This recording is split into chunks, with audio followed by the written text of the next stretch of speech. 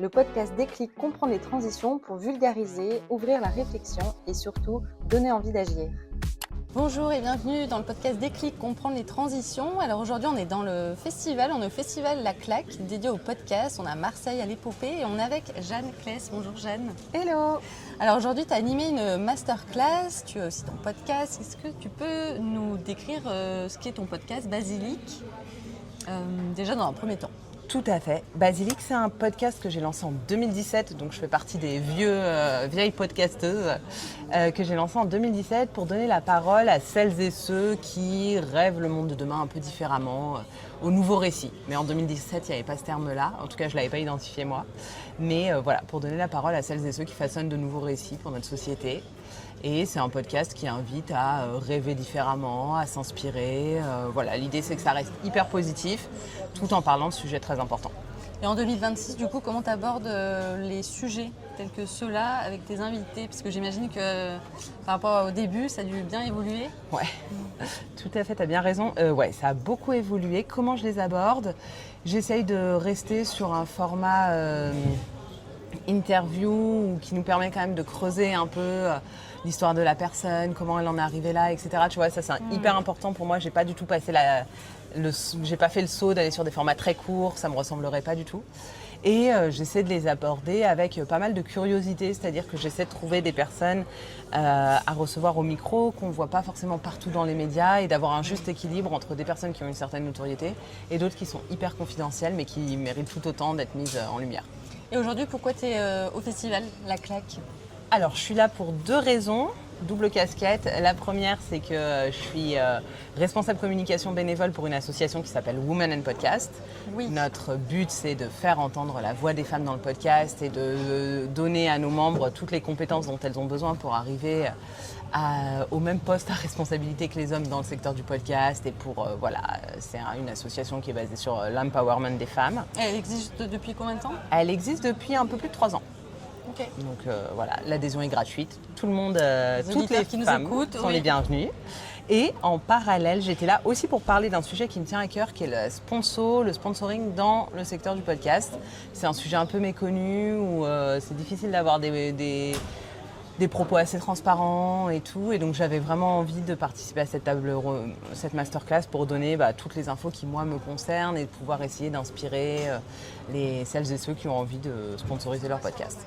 Un sujet qui nous intéresse particulièrement et puis aussi pour les auditeurs, auditrices, les managers, les chefs d'entreprise que vous êtes ou les salariés, les curieux, les curieuses pour sponsoriser effectivement ce qui permet de monétiser aussi les podcasts aujourd'hui. C'est un enjeu aussi pour 2026. Tu le sens de plus en plus toi aussi? Oui, c'est un enjeu. De choisir aussi ces marques, les marques qui nous correspondent. C'est ça. C'est que c'était un peu tout le sens de la masterclass, de bien souligner qu'il faut choisir des sponsors qui collent avec les valeurs qu'on défend dans notre podcast, que ça reste hyper aligné en fait un sponsor qui ne serait pas aligné à votre ligne éditoriale, déjà de 1, ça n'a pas d'intérêt, ni pour vous ni pour eux.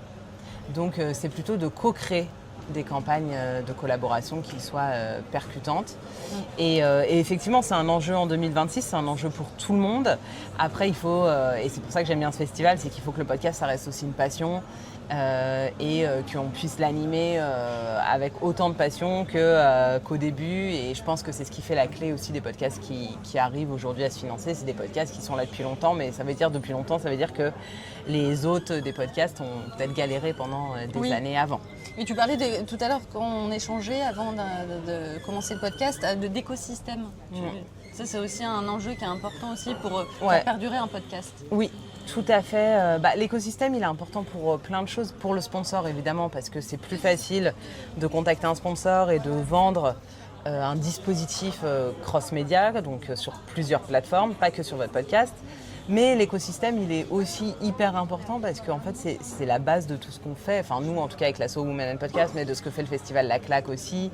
Et on a besoin de cet écosystème de podcasteurs pour s'inspirer, pour s'enrichir, pour se nourrir. Et donc voilà, donc j'aime bien ce mot écosystème, tu vois, je le trouve très juste.